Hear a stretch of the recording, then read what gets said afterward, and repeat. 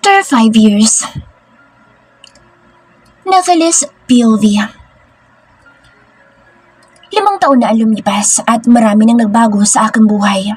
Nakilala ko ang aking ama noong mga panahong umalis ako sa mansyon ni Edward.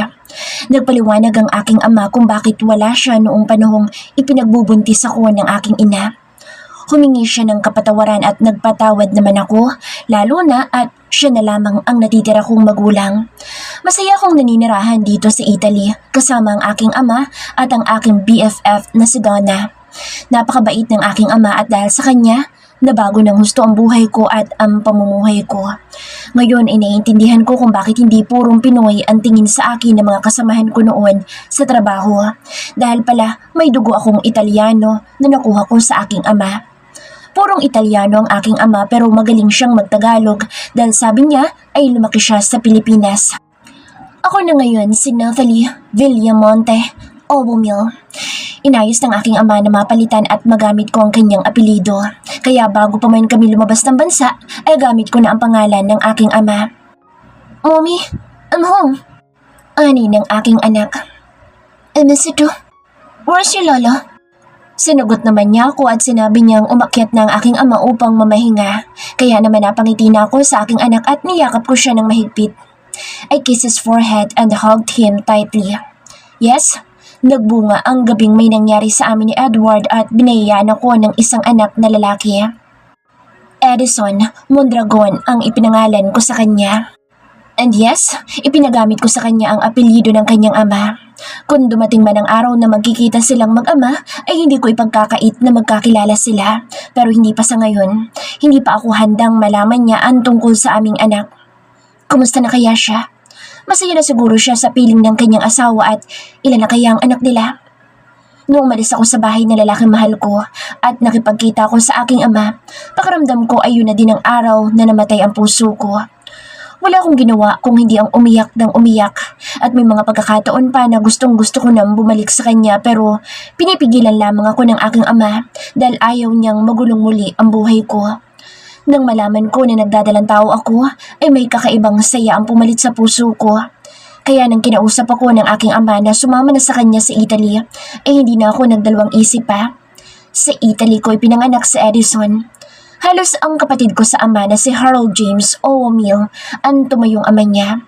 Papa Harold ang tawag niya sa aking kapatid. 1 taon ang tanda sa akin ni Harold. Munchkin ang tawag niya sa akin at pumpkin pie naman ang tawag ko sa kanya. Mahilig kasi siyang kumain ng pumpkin pie, kaya lagi ko siyang tinutukso ng pumpkin pie hanggang sa nasanay na lamang ako na yun ang itawag sa kanya.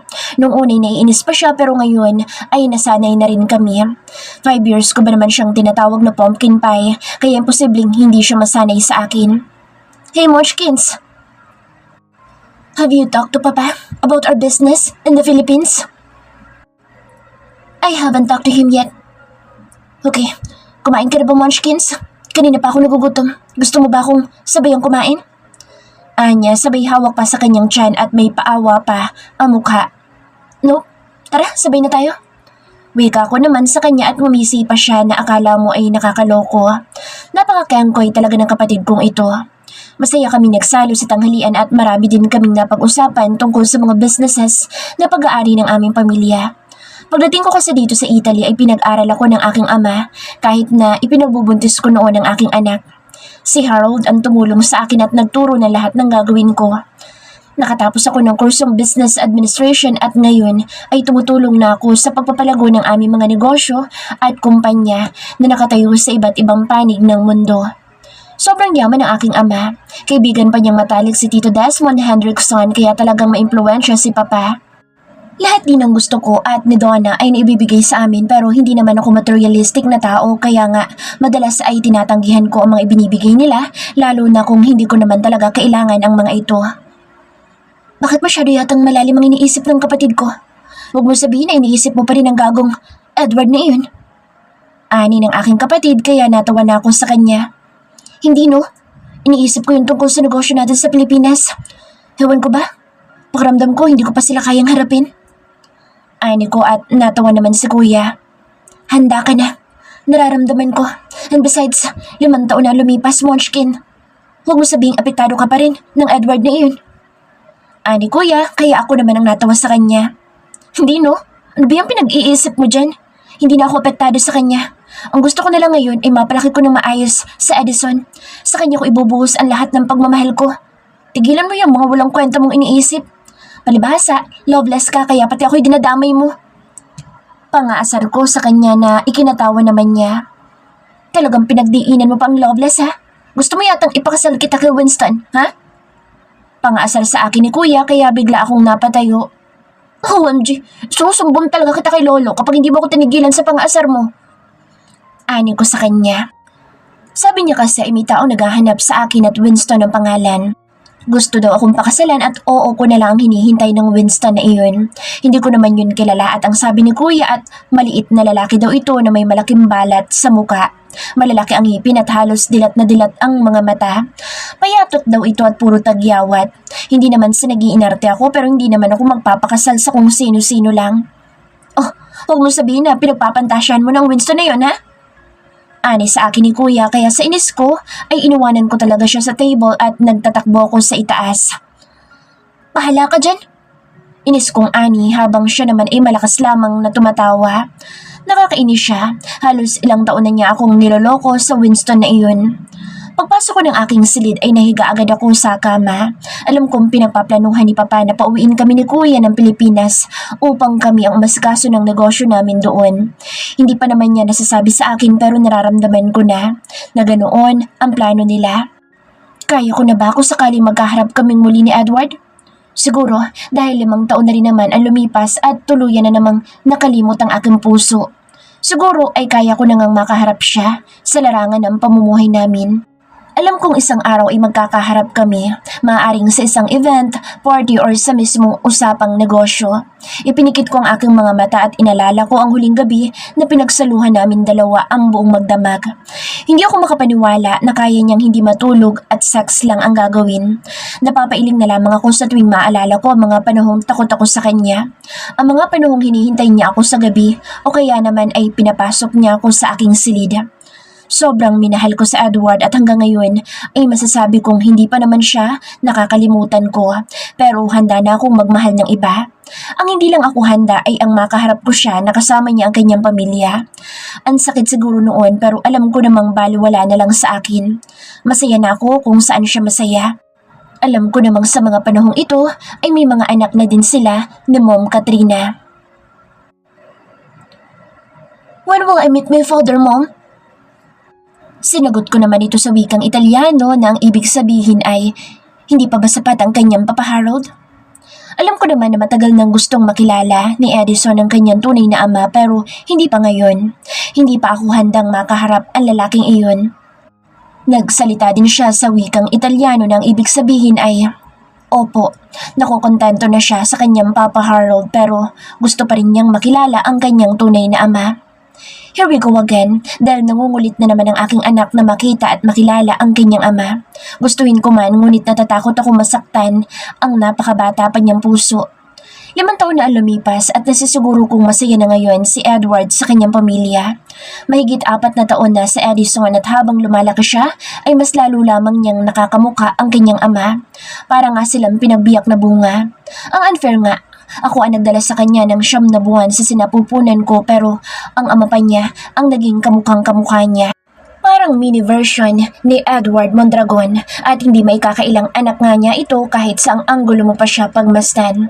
Maging ang pag-smirk na laging ginagawa ni Edward ay kuhang-kuha ng aking anak.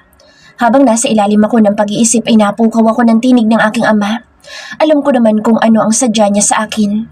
Nararamdaman ko na darating talaga ang panahong ito na magkakaharap kaming muli ni Edward. Iha, sa tingin ko ito na ang tamang panahon upang bumalik ka ng Pilipinas.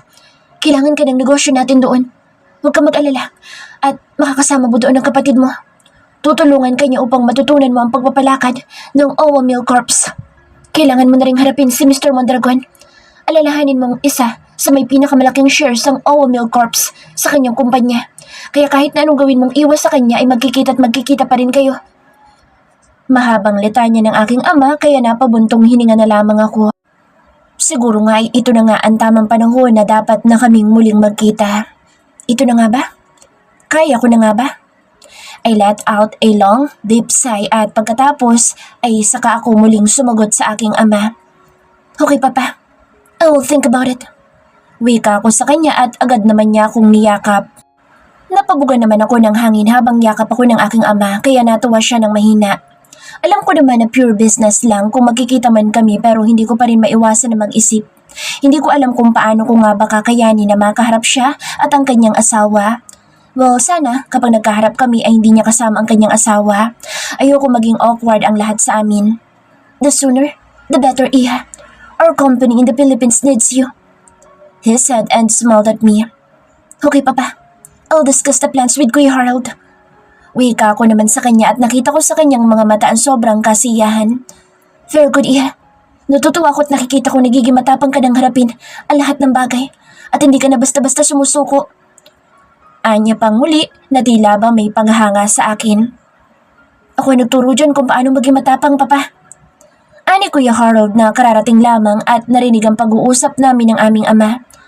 Ay naku, pumpkin pie, mandar na naman ang pagiging mahangin mo. Natatawa kong wika sa kanya. Hey Munchkins, kung wala ako sa tabi mo ng mga panahong baliw na baliw ka pa sa ama ng anak mo, baka ngayon sa mental hospital ka na namin dinadalaw at kinakausap. Pangasar niya sa akin na agad naman akong napikon kaya't bigla ko siyang hinampas sa kanyang braso. Nakakainis talaga ang kapatid kong ito. Lagi na lang akong inaasar. Baliw ka talaga. Papa, so kuya pagsabihin mo nga po.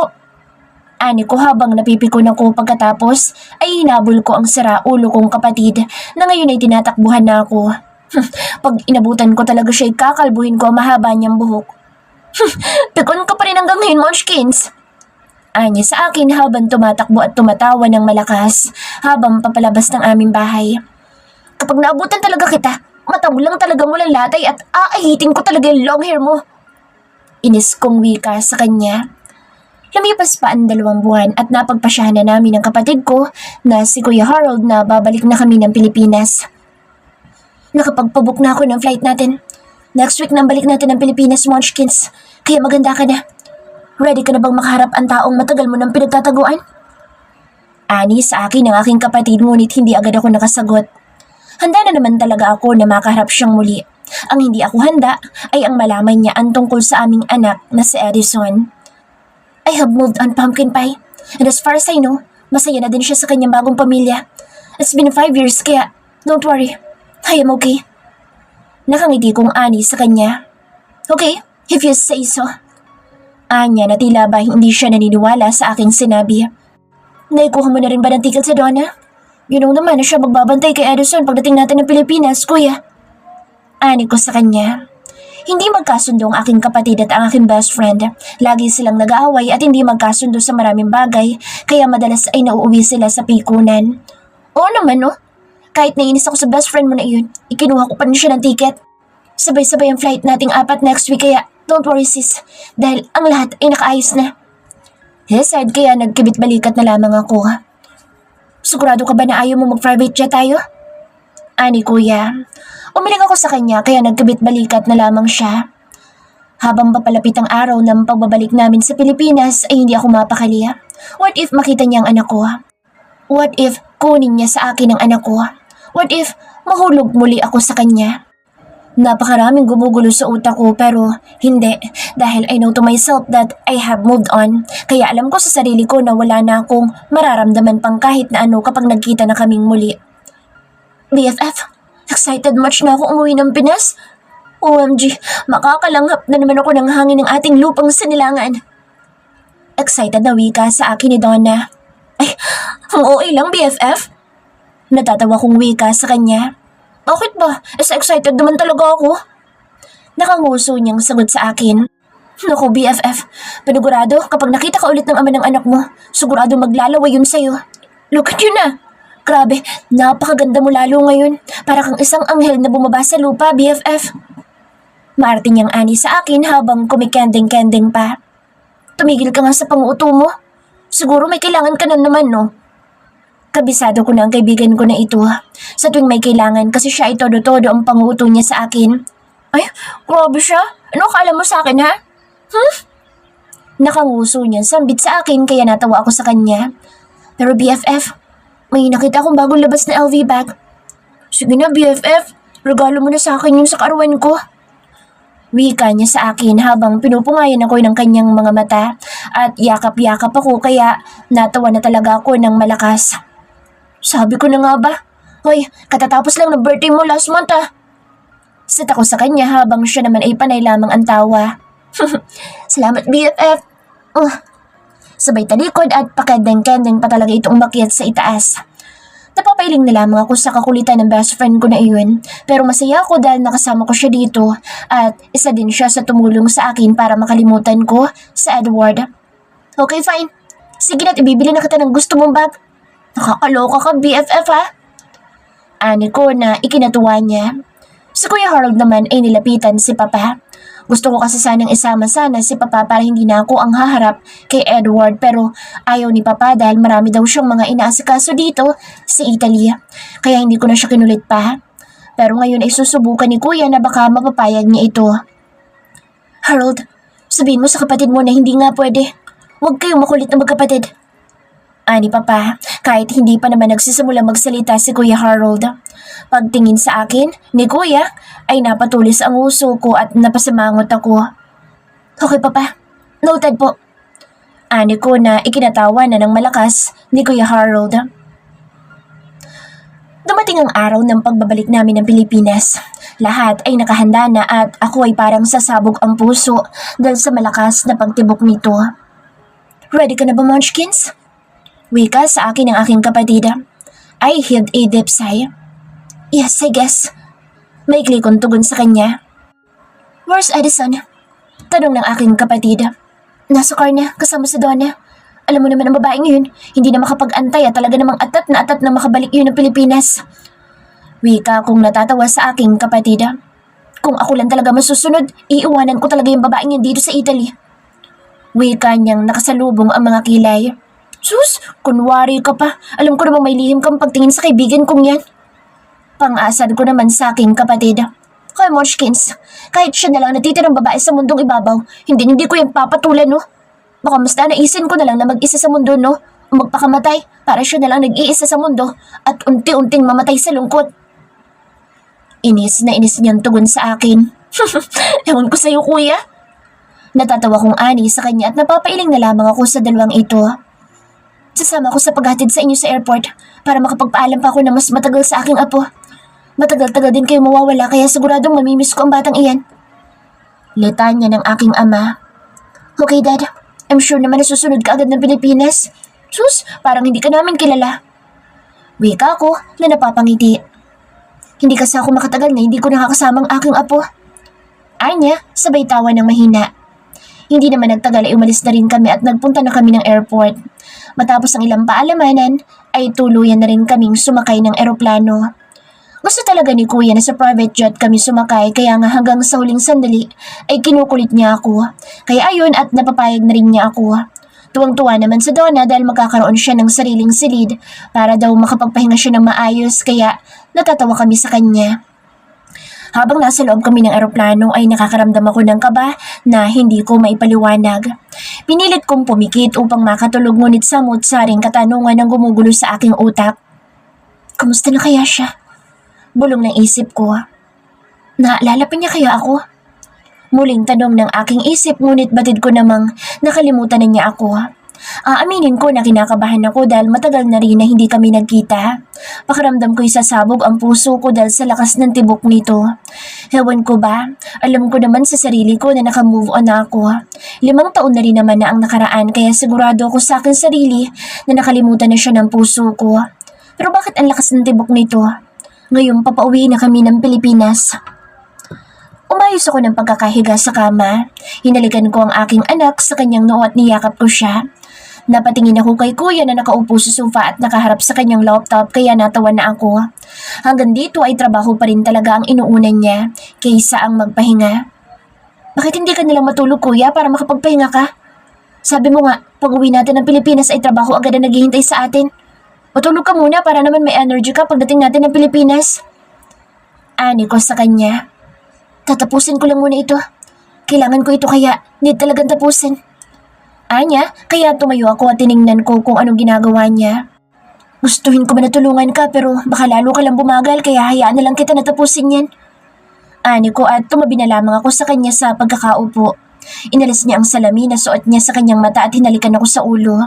Napangiti naman ako dahil ang swerte ko na may kapatid akong mapagmahal at maalaga. Kumusta ka? I mean, kaya mo na ba talaga siyang harapin? Ano kaya magiging reaksyon niya kapag nalaman niya na isa ka sa may pinakamalaking share sa kumpanya nila?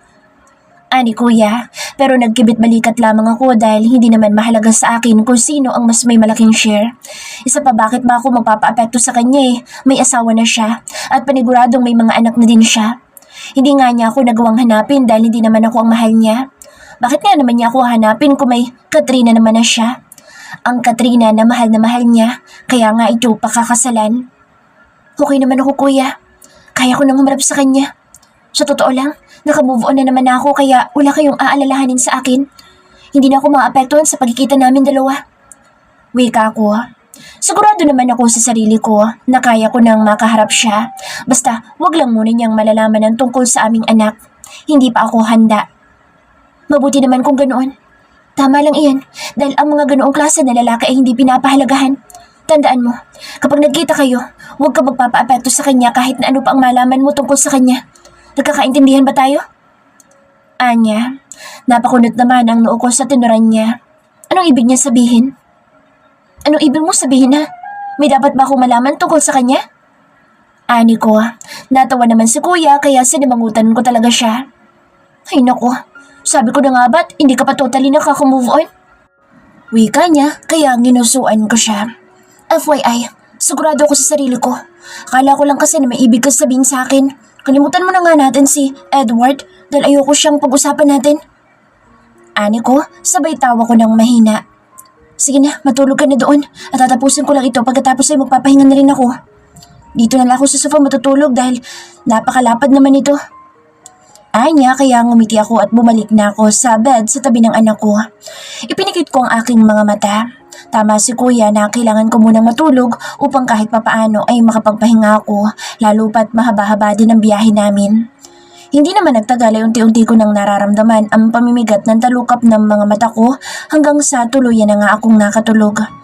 Isang yugyug sa aking balikat at may hinang yugyug naman sa aking bawang ang gumising sa mahimbing kong pagkakatulog. Munchkins, wake up! Bumangon ka na at umupo ka na sa upuan mo dahil lalapag ng eroplano. Ani kuya habang niyuyugyug ang aking balikat. Mommy, we are here na po. Palapag na po tayo. Ani naman ang anak ko sa akin habang niyuyugyug ang bewang ko kaya napabangon akong bigla. Binuhat ko naman agad ang anak ko at inuupo ko siya sa upuan niya at naupo naman ako sa upuan ko at ikinabit na namin ang mga seatbelts namin. Hindi naman nagtagal ay tuluyan na ring lumapag ang eroplanong sinasakyan namin. Kaya tuwang-tuwang anak ko dahil ito ang kauna-unahang nakarating siya ng Pilipinas. Alam niya din kasi na dito naninirahan ang kanyang ama kahit na baka katulad namin ay may dugong Italiano. Paglabas namin ng airport ay naramdaman kong mainit na haplos ng hangin sa aking balat. Say, hindi ako makapaniwala na after 5 years ay babalik ako dito sa lugar kung saan nawasak ang aking puso ng iisang taong minahal ko ng lubos. Kung ako lang talaga masusunod, wala na talaga akong balak na bumalik pa dito. Kaya lang, kailangan dahil may mga negosyo tayo dito. Ani ko sa kuya ko. OMG, finally naramdaman ko ulit ang simoy ng Pilipinas. Malinsangan. Ani ng kaibigan ko at nagkatawanan kami. Mainit nga ang panahon pero sanay ako sa ganitong klase ng panahon dahil dito ako isinilang at dito ako lumaki. Kahit magtago ka pa na matagal, Munchkins, kung talaga nakatadhana kayo magkita muli, wala ka magagawa upang hadlangan ito. Siguro ay ito na rin ang tamang oras upang muli kayo magkita. Dito natin malalaman kung totoo nga ba na nakamove on ka na ng tuluyan. Ani ng kuya ko kaya natawa ako. Bakit ba kasi hindi siya naniniwala na nakamove on na talaga ako? Nakakaloka si kuya. Nilapitan naman agad kami ng driver at bodyguard ng aming ama upang ihatid na kami sa aming mansyon. Pagkasakay namin ng sakyan ay nakikita ko ang katuwaan sa mukha ng aking anak. Hindi ko alam pero siguro iniisip niya na ipapakilala ko na siya sa kanyang ama. Hindi pa mangyayari iyon dahil hindi pa ako handa na malaman ni Edward na may anak na kami. Edward's POV. Katok sa pintuan ng aking opisina ang pumukaw sa aking ginagawa sa harapan ng aking laptop. Come in. Malamig kong tugon. Sa totoo lang ay wala akong planong magtrabaho ngayon dahil tinatamad ako. Kaya lamang ay may mahalaga akong meeting sa isang napaka-importanteng tao. Sir, I just want to give you a quick reminder about your meeting with Allwell Corp in an hour. Anya sa akin habang nakangiti na tila ba nagpapakyut. Napailing na lamang ako sa kanya at mabilis kong inalis ang tingin ko sa kanya. Okay, you may leave now. Pagtataboy ko sa aking secretary at ibinalik ko ng aking atensyon sa aking ginagawa. Mataman kong pinag-aaralan ang mga i-represent ko mamaya sa meeting namin with Allwell Corps na bigla namang tumunog ang aking intercom. What is it, Daisy? Asik ko dahil hindi ako makapag-concentrate dahil sa kakatawag niya. Naiirita na ako na maya't maya ay naiistorbo ako sa aking ginagawa. Miss Katrina is here. I'm sorry, sir. Sagot niya sa kabilang linya. Pumantong hininga muna ako bago ko siya sinagot. Pilit kong pinaglalabanan ang nararamdaman kong inis dahil ayoko maapektuhan ng galit ko ang meeting ko mamaya. Let her in. Utos ko at pinatay ko na ang intercom. Hindi ko na siya hinintay pang sumagot dahil baka mas lalo lamang ako mainis sa kanya. Maya-maya pa'y bumukas na ang pinto ng aking opisina. Hindi ko tiningnan si Katrina dahil mas importante ang ginagawa ko sa kung ano man ang sadya niya sa akin. Hey babe, tara't sabay na tayo mag-lunch? Anya sa akin kaya naman napatingin ako sa kanya. What time is it? Ani ko sabay tingin ko sa aking orasang pambisig. Napamura akong bigla nang mapagtanto ko na tanghalian na pala at kailangan ko pang kumain dahil mahaba-haba ang meeting na magaganap mamaya. Let's go, mag-lunch muna tayo? Anya sa akin pero umiling ako. Wala na akong oras kung aalis pa ako dahil in 1 hour ay darating na ang mga kamiting ko. No, ikaw na lang kumain mag-isa dahil marami pa akong trabaho. May food ako dito na pwede kong kainin. Sige na Katrina dahil marami pa akong trabaho na dapat tapusin. Ayoko sa lahat ang naistorbo ko ng walang mahalagang dahilan. Ani ko nang hindi ko siya tinitingnan. Narinig kong pagdadabog niya at ang mga hakbang niyang palabas ng aking opisina. Hindi ko siya tinapunan ng tingin at hinayaan ko na lamang siyang umalis. Maya-maya ay tumunog na naman ang intercom ko at inis ko itong sinagot. Kanina pa talaga ako naiirita sa kakatunog ng intercom ko. Mas lalo tuloy ako naiinis. Mabilis ko namang sinagot ang tawag niya at galit ko siyang tinanong. What is it again, Daisy? Asik ko sa nasa kabilang linya. Sir, Mr. Allwell is already waiting for you in the conference room. Anya, kaya bigla akong umayos sa aking pagkakaupo at isinave ko na ang file sa laptop ko. Okay, Daisy. I will be there in 2 minutes if I have all my documents ready. Sagot ko naman at pinatay ko na muli ang intercom. Nang may ayos lahat ni Daisy ang gamit na kailangan ko ay tumungo na rin agad ako sa conference room. Ayoko naman silang paghintayin ng matagal kaya tinungo ko rin agad ang conference room. Good afternoon, Mr. Harold Allwell. Bati ko sa kanya na may isang respetadong ngiti sa aking labi. Good afternoon din sa iyo, Mr. Edward Mondragon. Nakangiti niya rin bati sa akin. Shall we start? Tanong ko at agad kong binuhay ang laptop na nakaharap sa akin. Napatingin ako kay Mr. Allwell nang hindi ito kumibo, kaya napataas ang mga kilay ko at hinihintay ko ang go signal niya. Could we kindly wait a few minutes? My munchkin is on her way and she'll be here in 2 minutes. If that's fine with you. I want to talk to you about a few important matters na nakaharap din ng aking munchkin. Ay niya sa akin nang nakangiti. Munchkin ha? Baka girlfriend or wife niya. Bulong ng isip ko, kaya napangiti na rin ako sa kanya at napatango akong bigla. Marami pa namang oras at 2 minutes lang naman ang hinihingi niya. Yeah, sure. Marami pa naman tayong oras.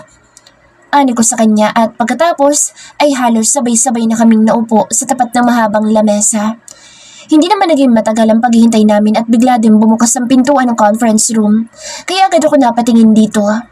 Ganoon na lamang ang pagkagulat ko nang makita ko ang babaeng kay tagal-tagal ko nang gustong masilayan.